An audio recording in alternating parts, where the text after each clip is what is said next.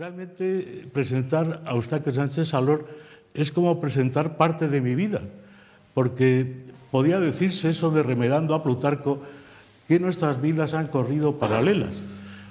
Empezamos los dos, y esto es muy curioso, por un estudio sobre la polémica de los paganos contra los cristianos. Curiosamente, yo creo que fue tu tesis, ¿no? O tu trabajo de licenciatura. Sí, sí. Y el mío también fue la polémica neoplatónica contra el cristianismo. Y después nos hemos dedicado pues, al latín medieval, al latín en general, al humanismo, etcétera, etcétera. Después digo que han sido vidas paralelas porque nos hemos encontrado en 1000 lugares. Tribunales de oposiciones, como no, pero también en otros lugares más gratos, como en congresos, hubo una exposición sobre Montano en Badajoz y en Cáceres, y ahí estábamos los dos. Después le hacían un homenaje a Eustaquio, ahí iba yo, me hacían un homenaje a mí y aquí venía Eustaquio también a mi homenaje, de modo que han sido vidas paralelas y vidas realmente, como digo, es presentarme en cierto modo a mí mismo. Son muchos años de compañerismo y de realmente admirar la labor de Eustaquio Sánchez Salor, de quien yo destacaría, ya lo he dicho más de una vez, de quien yo destacaría la sagacidad con la que detecta un problema y lo soluciona. Y por otro lado, la claridad con lo que lo resuelve. Hay personas que son oscuras. Heráclito era llamado el tenebroso porque no había quien lo entendiera, pero en este aspecto el profesor Sánchez Salor realmente es una persona en este aspecto admirable. Y a mí, que me gusta la claridad, realmente lo que le agradezco también es que en una cosa tan difícil como la gramática sea claro. Por otra parte, lleva unos años el profesor Sánchez Salor, que se ha dedicado, como digo, a 1000 cosas. Tiene una amplitud y una variedad de estudios amplísima, pero lleva una serie de años dedicándose al estudio de las gramáticas. Yo creo que no hay nadie en España, y dudo mucho que lo haya en el mundo, que sepa tanto como el profesor Eustaquio Sánchez Salor sobre la historia de la gramática, que realmente es una historia larguísima a lo largo de los siglos. Pues bien, yo creo que poca gente, si es que hay alguna, sabe más que el profesor Sánchez Salor sobre este tema. De modo que, bienvenido, Eustaquio. Gracias. Y me alegro mucho de que estemos aquí presentando este libro, este tocho en 2 volúmenes que le voy a leer porque realmente no. Se llama Elio Antonio de Nebrija, Introducciones Latinas, Recognitio, y está editado por una serie de autores. Claro, Eustaquio Sánchez Salor, a lo largo de su fecundo magisterio en la Universidad de Cáceres, ha dejado muchos alumnos. Pues bien, él y otros alumnos han hecho este libro en colaboración. Son Eustaquio Sánchez Salor, Santiago López Moreda, María Luisa Harto Trujillo y Joaquín Villalba Álvarez. La introducción a este volumen corre a cargo de los 4. Después del prólogo del libro primero y del libro segundo, la edición y la traducción la ha hecho doña María Luisa Barto. El libro tercero y cuarto, Eustaquio Sánchez Salor.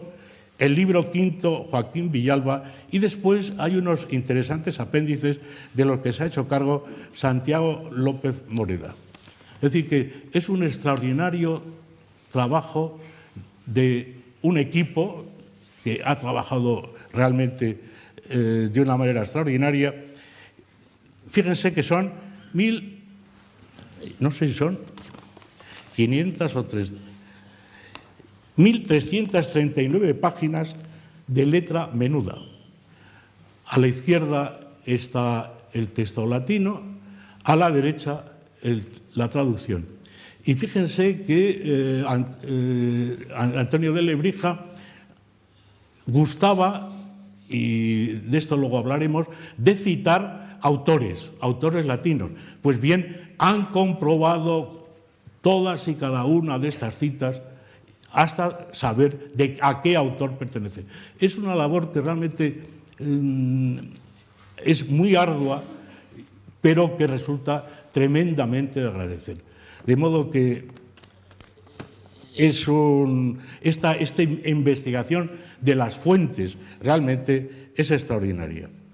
Pero el libro forma parte de una colección que se llama Gramática Humanística y es el volumen 15. A mí me gustaría, Eustaquio, que nos hablaras un poco de este proyecto de gramática humanística muy brevemente, porque yo creo que el público en general no conoce muy bien esta obra. Muchas gracias, Juan. Antes de responder la cuestión, un par de notas, alguna nota. La primera es de agradecimiento, claro está, a la Real Academia Española por habernos ofrecido este marco incomparable para presentar este libro, La gramática latina de Antonio de Nebrija. Hombre, no se merece, Antonio de Lebrija no se merece menos. Y, por supuesto, a Juan Gil Fernández, amigo y compañero, por esta presentación y por haberse prestado a ser el padrino de esta presentación. Igualmente al Servicio de Publicaciones de la Universidad de Extremadura, que es el editor. Y una segunda nota que es una anécdota. En marzo del 2022, el año de centenario de Nebrija, yo asistí aquí, en este mismo lugar, pero en otra sala, a una sesión en la que varios académicos, Francisco Rico, Ignacio Bosque, José Antonio Pascual, Juan Manuel Blecua y Salvador Gutiérrez, analizaron diferentes cuestiones relacionadas con el maestro de Lebrija. Pues bien, en aquella sesión el académico Francisco Rico lanzó un reto a los latinistas. Le parecía un hecho lastimoso que en pleno siglo XXI, en el centenario de la muerte de Antonio, todavía no hubiese una edición moderna de la gramática latina de Nebrija. Yo recogí internamente el reto, hablé con mis compañeros, Santiago, María Luisa y Joaquín, y nos pusimos manos a la obra. Era necesario que hubiera más de un autor, evidentemente, porque esta labor no se podía hacer en 2 años una sola persona, tenían que intervenir más de una persona. Respondiendo a la pregunta, tengo que decir que desde el año 92 el Departamento de Ciencias de la Antigüedad de la Universidad de Extremadura ha disfrutado de proyectos de investigación de nivel nacional e internacional relativos a la gramática, a la historia de la gramática, a la teoría gramatical, a las ediciones, a las gramáticas publicadas en esos siglos en Europa y en España fundamentalmente. Y como al amparo de todos esos proyectos, pues han surgido una serie de, la colección gramática humanística, en la que ya han aparecido gramáticas que yo considero realmente importantes. La Minerva del Borcense, de la que soy responsable juntamente en el libro segundo, yo responsable de la introducción, libros primero, tercero y cuarto, y César Chaparro Gómez del libro segundo. El de Enmendata Structura del Linacro, del inglés Linacro, de 1524. Obra cumbre en la historia de la gramática racional. Es el antecesor de El Borcense. A cargo de María Luisa Harto, autora también de esta obra que presentamos hoy. El Mercurius Major, Sigue Gramática e Instituciones de Agustín Saturnio, de 1546, a cargo de Manuel Mañaz Núñez. El De Causis Linguae Latinae, de Julio César Escalígero, de 1540, a cargo de Pedro Juan Galán. El de Linguae Latina Elegantia, de Lorenzo Valla, a cargo de Santiago López, que también es autor de este libro que presentamos hoy aquí. Los Grammaticalium Libri 3 de Tommaso Campanella, 1633. El arte a cargo de Joaquín Villalba, autor también de lo que presentamos hoy. El arte regia de Nebrija, que es la reforma más conocida de la gramática latina del propio Nebrija, a cargo de Juan María Gómez. Y En colaboración con el Instituto de Estudios Humanísticos, el que os habla, ha publicado también 3 monografías relativas a la cuestión esta. Una, de las elegancias a las causas de la lengua, siglo XVI, 2002. Otra, la gramática en Europa durante el siglo XVII, 2012. Y otra, gramática del siglo XVIII, gramática y lógica, gramática y lingüística, gramática escolar, de 2019. De manera que la pregunta que me hacías, Juan, yo creo que en una colección en la que están las elegancias de Balda, la estructura de la lengua latina de Donacio y Linacro, el De Causis de Escalígero, el Mercurius de Saturnio y la Minerva del Brocense y la gramática de Campanella, yo creo que es una colección realmente importante. No, realmente es impresionante el haber reunido en estos volúmenes todos los autores que se han reunido, que realmente son los más importantes del siglo XVI. Pero vamos ahora ya a este libro que nos ocupa. Pero este libro, la primera edición, es no me atrevería a decir un pequeño folleto, pero vamos, es una edición muy breve. Muy breve. ¿Qué supuso esta primera edición en el panorama de España? Desde mi punto de vista es abrir el fuego para que después siguieran otras ediciones que se parecen poco a la primera. En la primera edición de 1481, de la que hizo una edición facsimil la Academia en el año 1991, es cortita, tiene solo dos partes, una parte muy elemental. La obsesión de los primeros humanistas gramáticos era que la gramática respondiera al concepto de totalidad, es decir, que sirviera para todos los alumnos y para todos. Entonces tiene 2 partes esta aunque es cortita, pero tiene 2 partes que perfectamente diferenciadas y que responden a este problema. Una primera parte que va a los alumnos de más bajo nivel y se les explica una morfología muy elemental, una formación de palabras muy elemental, una sintaxis muy elemental. Y una segunda parte que ya es para más iniciados, que se vuelve a explicar lo mismo, pero más iniciados, ¿no? Esta es la primera edición. Después vendrán otras ediciones de las que quizás ahora hablaremos. Y en esta, que también que es curioso, que en esta primera edición se ponen ejemplos de autores españoles, que eso es muy curioso también. Es decir, es la época en que escribe la gramática española. La época en que él escribe la gramática. Y no tiene nada extraño que, claro, él se mueve entre dos mundos, el mundo latino y el mundo vernáculo. El mundo latino y el mundo vernáculo. Y entonces, para el mundo vernáculo, él está obsesionado por normalizar, por llevar a la norma, por llevar al sistema lo que se hablaba entonces en la España del momento. Y lo hace en la gramática española.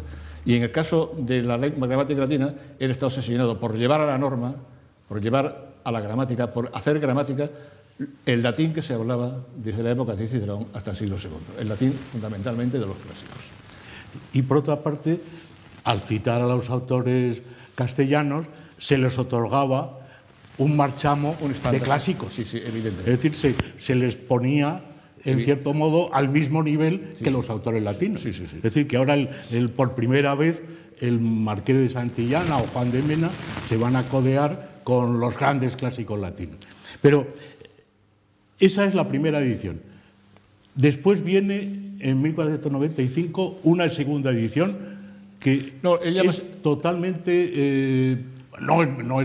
evidentemente es la misma, pero hay enormes diferencias, incluso de tamaño.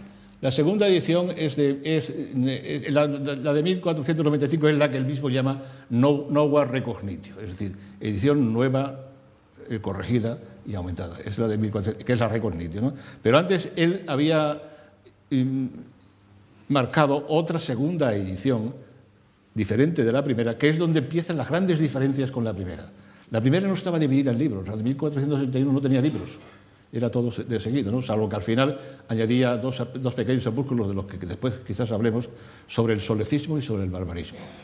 Pero la segunda edición ya se diferencia totalmente, que aparece en 1485 y tiene impresiones en varias ciudades, Salamanca, Logroño, Burgos, etcétera, Barcelona. Barcelona ya aparece una impresión de la segunda edición. Esta ya tiene 5 libros, que van a ser los 5 libros que van a continuar apareciendo a lo largo de todas las ediciones. Y en tercer lugar está la Recognitio, que es de 1495. La diferencia entre las 3 de contenido, más contenido, va aumentando el contenido, van aumentando los comentarios y fundamentalmente los destinatarios. La primera está dedicada al cardenal Mendoza, la segunda está dedicada a Gutiérrez de Toledo, famoso médico de la corte de los Reyes Católicos, y la tercera está dedicada a la reina Isabel.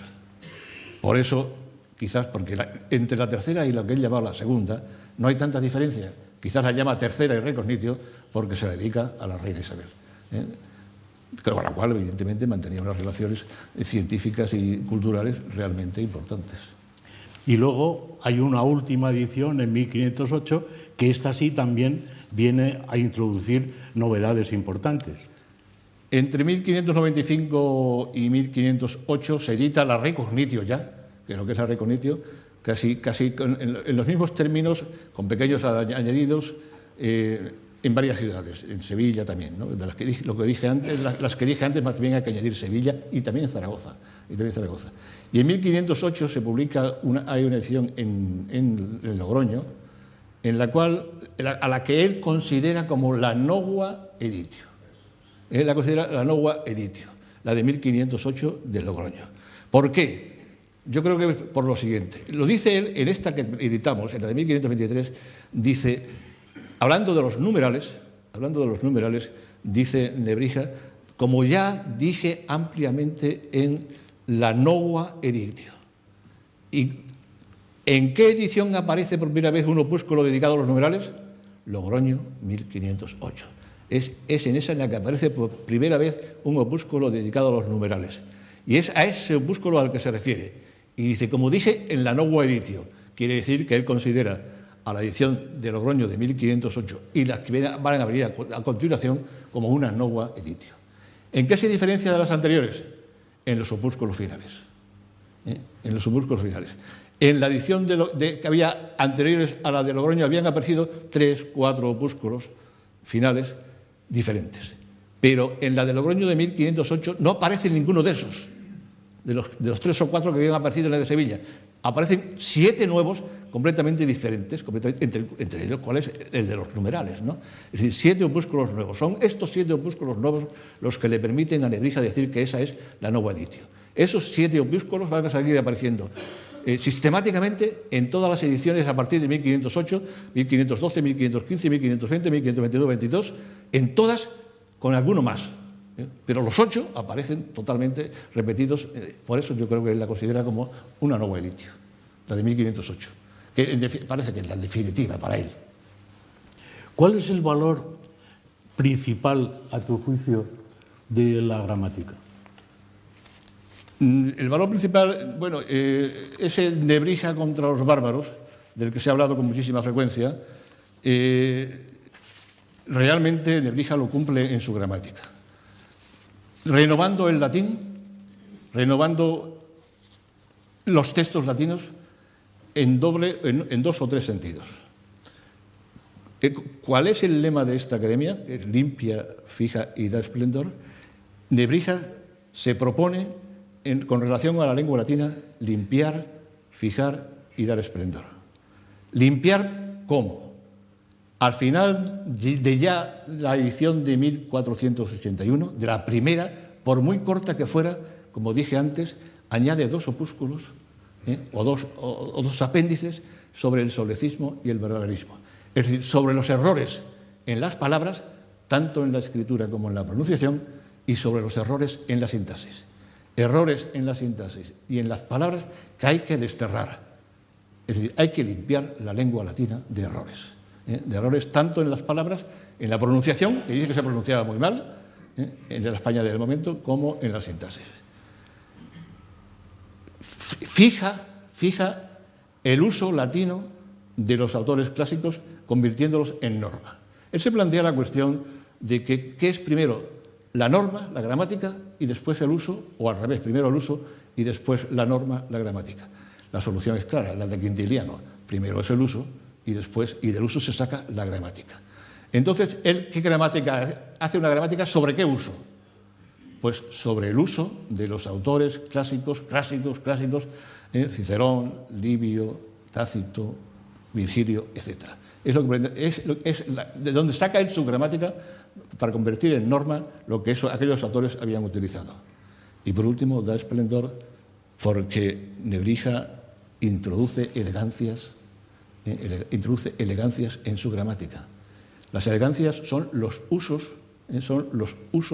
latinos que no responden exactamente a un esquema gramatical correcto, sino que hay algún cambio entre el esquema gramatical y la realización. Por poner un ejemplo, que lo pone él, no me lo he inventado yo. Todos los vientos soplan. Unos vientos soplan del oeste, otros vientos soplan del este. Esto es el esquema racional. Dice, mucho más sencillo, es decir, los vientos soplan unos de oriente, otros de occidente. Donde ha intervenido entre la frase de nivel racional y la frase de nivel de uso, una figura, la famosa figura de Lisis, que después desarrollará de una forma extraordinaria el Brocense, ¿no? Y entonces él recoge usos elegantes de la lengua latina, como había hecho su maestro en Italia, Valda. De manera que hace las tres cosas, limpiar, fijar y dar elegancia, o recoger usos elegantes de la lengua latina. En esto es un auténtico humanista y un hombre moderno. Por otra parte, esta gramática, bueno, estas introducciones, esta recognitio, se va a convertir en el manual que van a estudiar durante generaciones y generaciones los jóvenes españoles. En primer lugar, porque el propio Nebrija, perdón, he dicho Nebrija, yo pido perdón y por mis muchas culpas. De modo que, por un lado, él se preocupa, sí, de pedir privilegios al rey, evidentemente, para que sus obras no se puedan editar nada más que los editores suyos, etcétera, etcétera. Pero, de todas maneras, es evidente que durante casi un siglo o más, la gramática de Antonio de Nebrija va a ser el manual de latín de los jóvenes españoles. Es cierto eso. Y lo es no solo en la forma en la que lo presentamos aquí, es decir, no solo en la forma de la recognitio. La gramática de Nebrija se enseña en el formato grande, que es el que recogemos aquí, pero también en formatos pequeños, en formatos medianos, en folio, en cuarto, en octavo. Así se transmite, evidentemente, en octavo para que los alumnos lo manejaran mejor, no solo físicamente, sino mentalmente, porque manejar esto mentalmente a un alumno era imposible, ¿no? Que lo manejara mentalmente. De manera que se enseña en distintos formatos, pero no solo se enseña en distintos formatos. Llega un momento en el que el resultado final, cuando él se muere, era este, ¿no? Pero eso era inaccesible para la mayoría de los alumnos y solo algunos maestros podían llegar a esto, a entender y a comprender esta gramática tan compleja con tantos comentarios. Entonces, los maestros de Alcalá, de Salamanca, de Valladolid, se cansan en un momento de la obligación que tenían, los maestros de gramática, de la obligación que tenían por imposición real, por imposición del Consejo Real y por imposición de los estatutos de las universidades, de leer en las clases el arte de Nebrija, la gramática de Nebrija. Y idean diferentes procedimientos para enseñar su propia gramática, su propio manual, que consideraban más breve, más racional, etc., ¿no? Alguno incluso llega al extremo, el famoso Juan Lorenzo Palmireno de Valencia, llega al extremo de presentar una gramática con el título Gramática, arte de la gramática de la lengua latina de Antonio de Nebrija. La abres y no hay absolutamente nada de Nebrija. Es la gramática de su compañero Sempere. Es la gramática de Sempere. Y la presenta con el nombre de Nebrija, evidentemente para que se leyera la gramática de Sempere con el nombre de Nebrija. Otros lo que hacen son comentarios. Cogen un texto de Nebrija y lo comentan. ¿Y qué hacen en el comentario? Pues enseñar su propia doctrina. Otros lo que hacen es una reforma de la gramática de Nebrija. Es decir, cogen los 5 libros, los respetan los 5 libros, pero los hacen mucho más cortos, mucho más elementales y mucho más breves y claros. Y eso es lo que hizo el Brocense. El Brocense hizo una gramática, no es la Minerva, al Brocense, cuando se le persigue porque en sus clases se le pillaba los visitadores le pillaban leyendo su propia gramática y no la de Nebrija, que le pillaron muchas veces y le multaron muchas veces por eso, el francés no estaba leyendo la Minerva entonces, estaba leyendo su propia, las instituciones que había publicado en 1562, que es su reforma del arte de Nebrija. Llegó un momento, le persiguieron tanto al albornozense que debió llegar un momento en que dijo: ¿no estáis conformes porque enseñe por mi reforma, por mi arte de gramática? Pues ahí tenéis la Minerva. Y la reforma era una reforma, pero la Minerva es una destrucción total de Nebrija. La Minerva es una destrucción total de la doctrina nebrijana. Es verdad que se enseñó así, pero siguió enseñándose en el siglo XVII también la gramática de Nebrija a través de una de las reformas, la del padre Juan Luis de la Cerda de 1602. La reforma, que se llama la Reforma Regia, se enseñó en España y en Europa durante todo el siglo XVII, en muchos sitios, sobre todo en los colegios jesuitas. Sí, efectivamente, los jesuitas, y no solo los españoles, Juan Luis de la Cerda, sino que los portugueses, Manuel Álvarez, también hace su gramática basándose en Lebrija, ¿no? Sí, totalmente. De modo que en este aspecto perdura, es un poco como el Cid, que gana batallas después de muerto.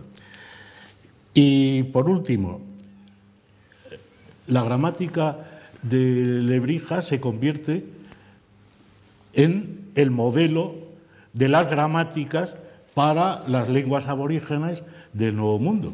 Es decir, no hay una manera de abordar el estudio gramatical de las lenguas del Nuevo Mundo, nada más que las artes de Antonio de Lebrija. Las gramáticas misioneras, el estudio de las gramáticas misioneras realmente se ha puesto de moda estudiarlo no hace mucho tiempo, se ha empezado a estudiar las gramáticas misioneras desde hace poco tiempo, ¿no? Y yo diría dos cosas a este respecto. Una que es, el objetivo fundamental de estas gramáticas misioneras era religioso educativo, era educar y al mismo tiempo enseñar a la religión. Mediante la gramática, mediante la enseñanza de la gramática se enseñaba el catecismo, etc. Pero la cuestión fundamental que habría que plantear desde un punto de vista académico y desde un punto de vista lingüístico es que los misioneros que componen gramáticas de las lenguas indígenas, aparte de componerlas para que sus compañeros, los otros misioneros, aprendieran el quechua o aprendieran el guaraní o aprendieran la lengua indígena para después marchar a misiones y poder entenderse con los indios, ¿no? Porque si no, no podrían, claro está, entenderse con ellos. Aparte de eso, los misioneros que compusieron gramáticas indígenas se encontraron con un problema bastante serio, y es que las lenguas indígenas eran lenguas aglutinantes y el latín era una lengua flexional. Y entonces era difícil adaptar las normas de una lengua flexional, la morfología de una lengua flexional a una lengua que es fundamentalmente aglutinante. De todas formas, lo resolvieron. ¿Y cómo lo resolvieron? Pues tomando el esquema de Nebrija. El esquema de Nebrija, que ha hecho su gramática sobre una lengua flexional, hay flexiones, hay casos, pues en la lengua indígena también, aunque no lo había, también la presentan y la enseñan como flexiones, como casos. Y entonces, por ejemplo, del guaraní, el padre Maturino, pues recoge, del tarasco, perdón, el padre Maturino recoge primera declinación, coge una palabra, nominativo, genitivo, acusativo, del tarasco. Y pone la base de la palabra y uno de los aglutinantes que se une a la palabra, fingiendo que eso es una flexión.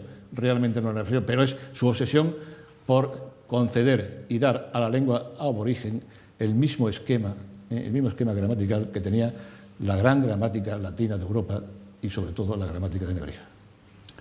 Y luego hay otra cosa que sí, para terminar este apartado, que sí me gustaría señalar, y es que en las artes de Antonio de Lebrija se va a educar a los indios del Nuevo Mundo.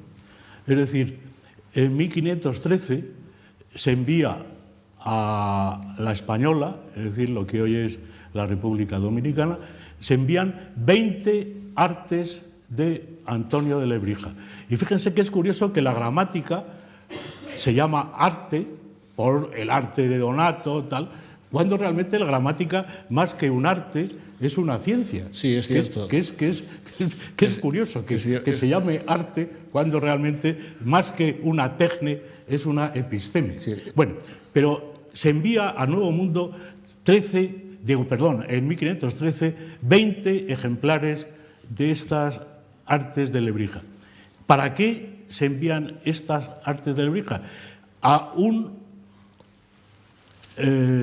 licenciado que se llama Hernando Suárez. ¿Y a qué se dedicaba este licenciado Hernando Suárez allá en la Española? Pues a enseñar gramática a los hijos de los caciques. Eso es. Gramática en el siglo XVI es latín y gramático es el que enseña latín. De modo que este hombre, este Hernando Suárez, y después otro que se llamaba Aquiles de Holden, supongo yo que sería holandés o flamenco. Bueno, estos señores se dedicaban a enseñar a los hijos de los caciques latín, es decir, españolizar a los hijos de los caciques.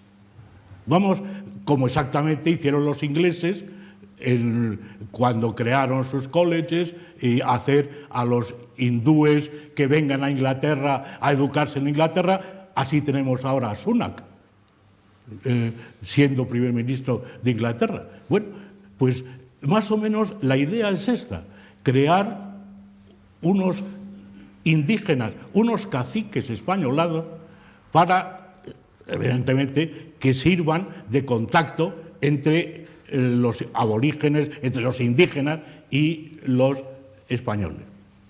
Es la misma idea que después va a dar origen al Colegio de Tlatelolco, donde se va a enseñar también a los indígenas el latín.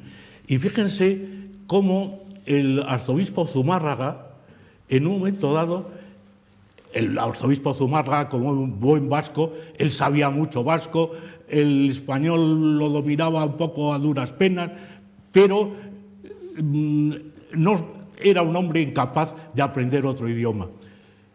Sabía latín, eso sí, y él se imagina en un momento dado que va a poder hablar con los nobles náhuatl en latín y se va a entender con ellos en latín. ¡Qué bonito!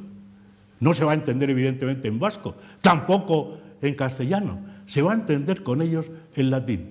Fíjense que este ideal humanístico que evidentemente fue un sueño y que se perdió. Pero en fin, las artes de Lebrija en el Nuevo Mundo, y imaginémonos a los niños de los caciques estudiando estas artes allí en Santo Domingo.